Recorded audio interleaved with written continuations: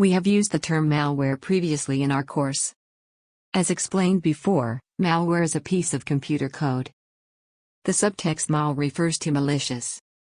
This piece of code's behavior highlights its malicious nature. A malware can be used to disrupt normal working of a computer system, gather sensitive information from a disk/drive, display unwanted ads, access illegally private computer systems. The most common malware that you may have witnessed must be browser-based. An unknown and irrelevant ad takes up the entire screen of your mobile. Sounds familiar? Yes, that was a malware. Not all malwares are quite drastic in nature. Some would just annoy with a pop-up every now and then. Others can be a bit dangerous where they delete all the existing files on a system. A malware can be classified as user mode malware or kernel mode malware. Before delving deep into this, let's understand more about kernel.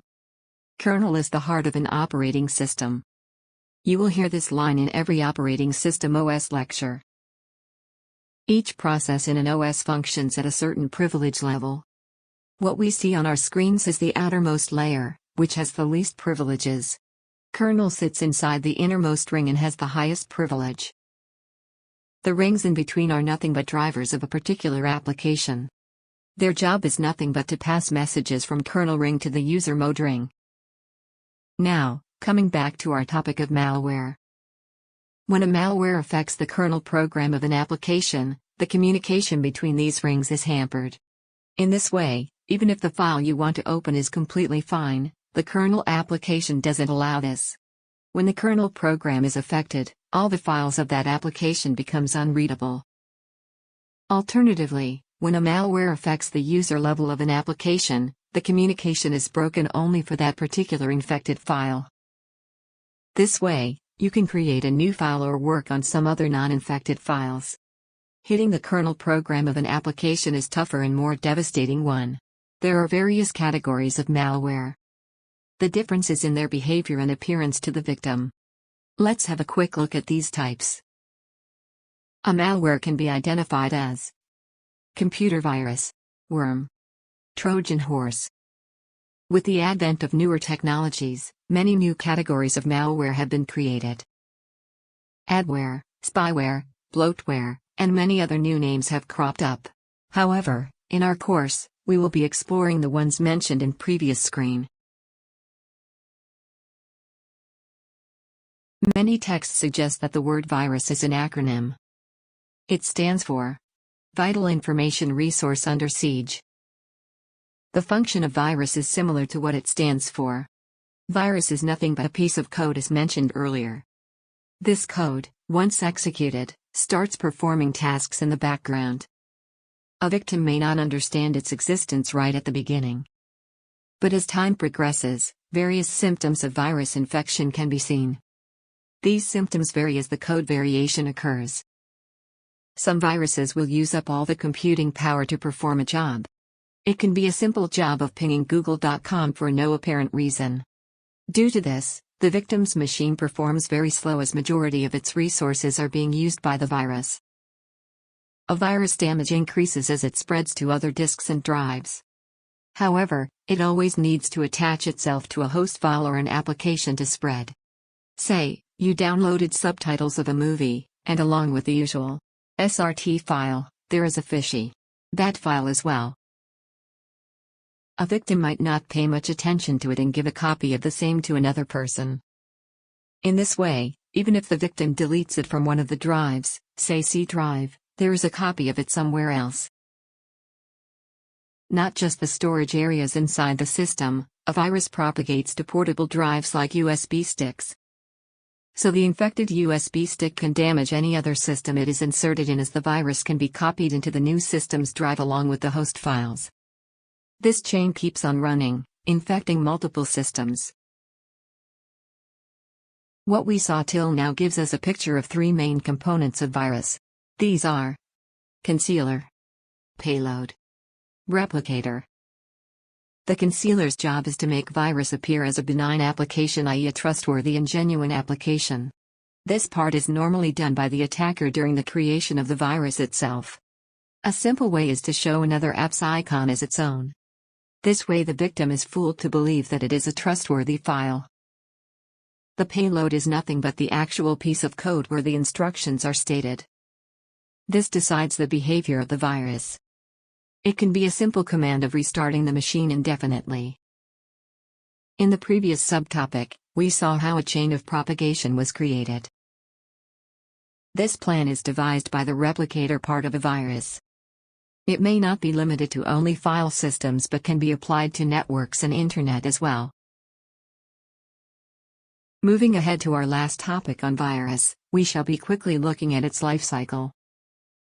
The phases of this includes dormant, propagation, triggering, execution. A virus can remain dormant in its initial stage. In this phase, it just exists within a system. Not all viruses will have this phase.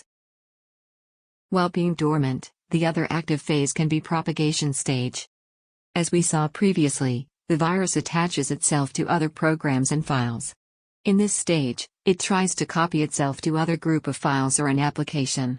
So that when a user migrates these infected files or application, the virus can also travel. Now, the virus is existing on multiple systems. But it is still dormant as no execution has happened yet. Trigger phase becomes the starting point of execution of the virus. Normally, triggers are kept at a certain date/time. Once the system date/time is equal to the one virus is scheduled to execute, mayhem occurs. Remember, by this stage, the virus has tried its best to propagate itself to multiple systems. All viruses now will trigger at the same time, say Friday the 13th at 0 o'clock hours. This phase is where the payload of a virus is executed.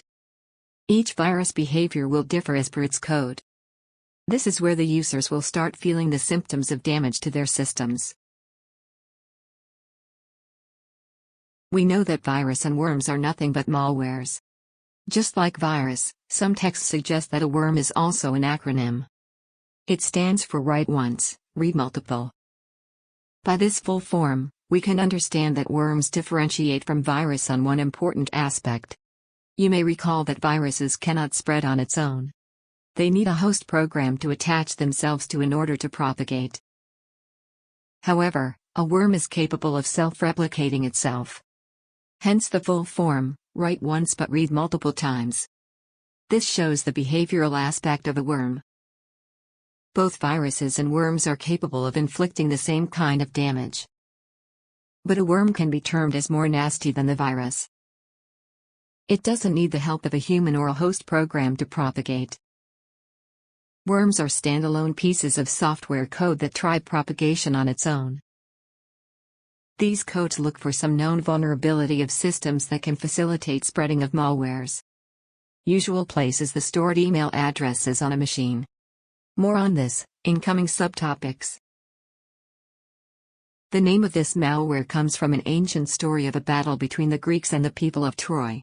Greeks sent a huge wooden horse as a gift to Troy. However, inside this wooden horse, Greek soldiers were waiting to attack. People of Troy accepted this shiny gift only to find themselves caught in the onslaught of Greeks. This malware gets its name from that same wooden horse. Trojan horse is a malicious piece of code that looks legitimate to the victims. However, it can inflict similar damage as to what viruses and worms can achieve. The difference with Trojans is that it neither attaches itself to a host program nor does it self-replicate. It requires user interaction to be executed. A user is likely to receive a Trojan file in an email attachment which once opened, starts its execution phase. ILOVEYOU is a malware that originated in May 2000 and affected tens of millions of Windows-based computers. Let's have a look at how it appeared to its users. Single-handedly it brought down major corporations' email networks. This malware is received as an email with an attachment called loveletterforyou.txt.vbs. Once saved on the system, a user could view the file name as loveletterforyou.txt. The last part, VBS, which defines the file type being a Visual Basic script, was hidden in that era's Windows system. This file extension was hidden because VBS file type was interpreted by Windows OS as a known file type. Therefore, all the known file types extension was hidden by default. So, what did it mean to the naive users? A user would look at the file and think it to be a benign text file. And therefore, the likelihood of opening this malware was very high. Once opened, the VB script gets activated and this malware attains the execution phase. ILOVEYOU then overwrites a lot of existing files, resulting in huge damages to the system owner. However, the most deadly bit of this malware was its propagation mechanism. It copied all the email addresses from the Windows address book which was used by Microsoft Outlook. The malware then forwards the infected email to all the copied addresses. The receiver of these emails would see that this email is sent by a known person rather than the originating attacker's email ID. This way, within minutes, thousands of emails started proliferating, which resulted in the complete shutdown of mail servers. This attack was estimated to have caused $58 billion in damages worldwide. Over 50 million infections were reported in 10 days. The damage was quantified as the time and effort spent in removing the infection and recovering files from backup. Hopefully, you now understand how destructive the malware could be. In the next topic, we will be seeing how to plan an attack. This completes our topic on all types of malware, viruses, Trojans, and of course worms.